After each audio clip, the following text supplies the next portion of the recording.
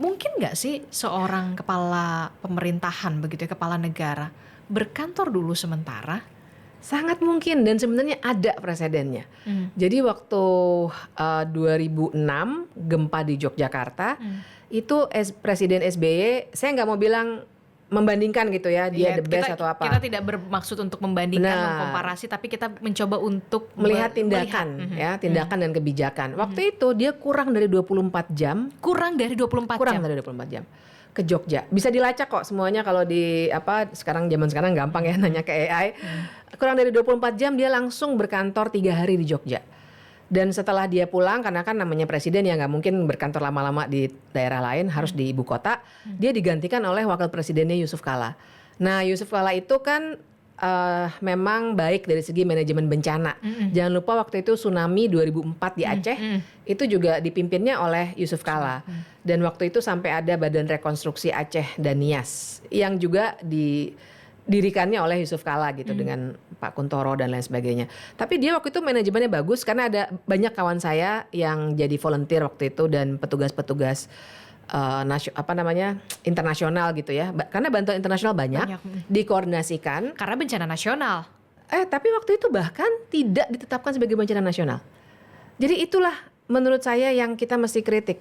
Karena kita kritik karena maksud saya adalah kan pemerintah pusat sekarang benar-benar bergeming nih, nggak mau menetapkan bencana nasional. Padahal diksinya prioritas nasional. Jadi di Jogja itu nggak ditetapkan bencana nasional. Oh Pak, yang di Jogja itu Jogja nggak ditetapkan sebagai bencana nasional, tapi perhatian pemerintah pusat itu luar biasa. Treatmentnya ya. Treatmentnya bagus banget. Jadi waktu itu walaupun bukan bencana nasional, bantuan asing boleh masuk sama pemerintah dan kemudian dikoordinasikan dari Jogja. Kemudian maksudnya jadi mereka bikin petanya, tentara membantu, polisi membantu, tapi dengan koordinasi yang sangat baik waktu itu. Tentara diterjunkan ke desa yang ini, bantu ini segala macam ya. Kemudian dirikan tenda gitu. Tentara kan memang cepat dalam hal kayak gitu. Distribusi bahan segala macam, semua dilakukan di sana. Waktu itu seingat saya belum ada Badan Nasional Penanggulangan Bencana. Dan sebenarnya waktu itu mungkin udah ada cikal bakalnya lah ya. Tapi waktu itulah muncul gagasan untuk oke, kita buat dengan lebih baik supaya manajemen bencana lebih baik. Nah, tapi ternyata sekarang malah tidak gitu. Jadi sebenarnya kan memang kita bukan soal sekedar label bencana nasionalnya, tapi perhatian dari pemerintah pusat itu harus sampai di level koordinasi mitigasi bencana gitu, bantuan-bantuan dan seterusnya. Kalau sekarang ya baiklah, kita apresiasi Pak Prabowo sudah ke sana makan ikan tongkol juga ya kan sama pengungsi.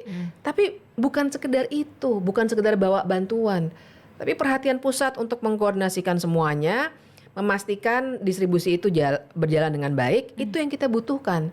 Yang saya dengar, saya baru baca tadi malam kalau saya nggak salah, karena nggak ada koordinasi, ada bantuan dari negara lain yang mau masuk dikenakan biaya 9 juta rupiah.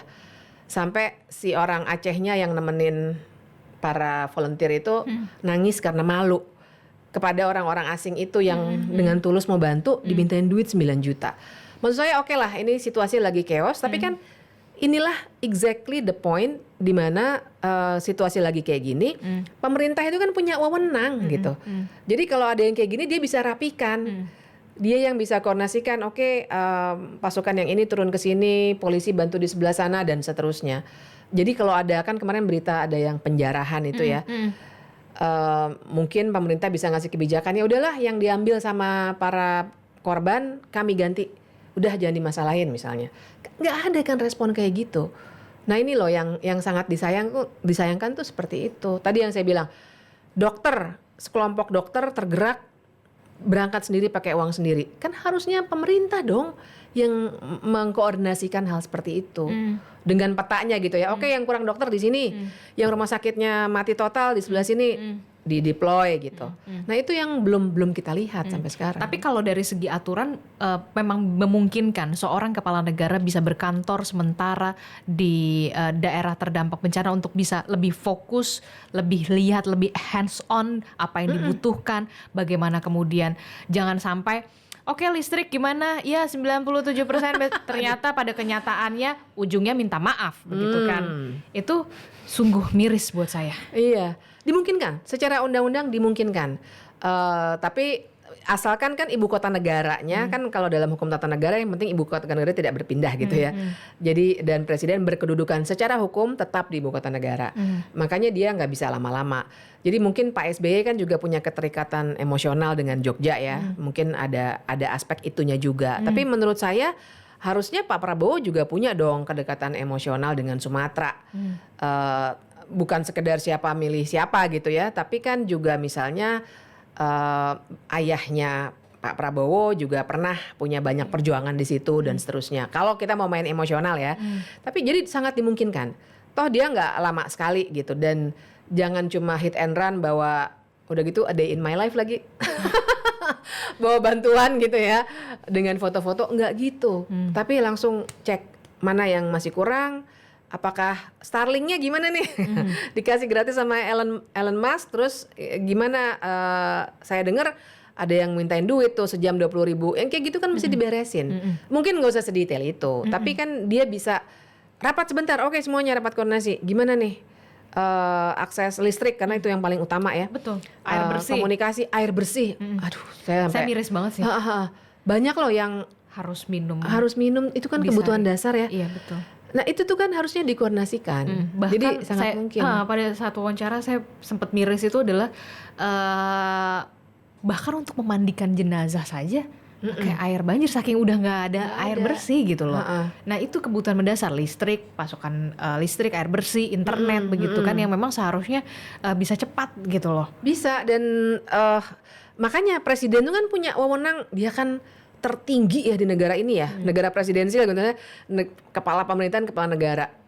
Power dialah yang harusnya bisa, misalnya ibaratnya tuh bawa mesinnya untuk pengolahan air bersih misalnya gitu ya. Teknologi kan sekarang udah banyak. Dan saya sempat lihat beberapa relawan tuh ngebeliin generator di beberapa daerah. Karena dari pemerintah nggak ada bantuan. Nah padahal kan lagi-lagi wewenang seorang presiden lah. Nggak harus dia langsung, dia suruh menterinya atau suruh BUMN, PLN segerakan ini, didahulukan nih untuk yang kena bencana misalnya gitu. Kan sekarang udah gak ada menteri BUMN lagi, menteri SDM.